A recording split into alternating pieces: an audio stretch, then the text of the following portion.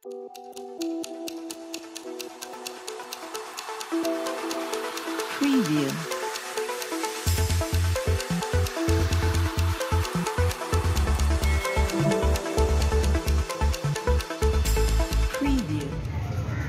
बिस्मिल्लाहिर्रहमानिर्रहीम। अस्सलामु अलैकुम वरहमतुल्लाहि वबरकातुहू।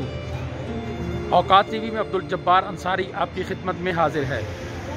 इस वक्त हम आबपारा इस्लामाबाद के जो इतवार बाज़ार मशहूर है उसमें हैं और आज बुध को ये बाज़ार लगाया गया है और यहाँ आपको मैं अब इसके मुख्तलिफ मनाजिर दिखाता हूँ।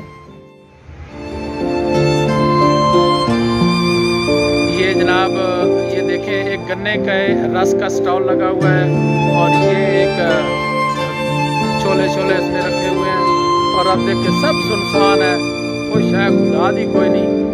और देखो सारिया दुकाना तकरीबन बंद ने, 100 ਦੇ ਵਿੱਚੋਂ एक दो दुकान खुली होएगी। तो यह जनाब अचानक बाज़ार जो है वो खोला गया है।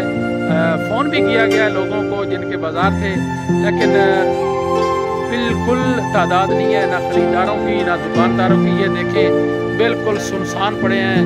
ये देखें स्टॉल बिल्कुल सुनसान स्टॉल पड़े हैं।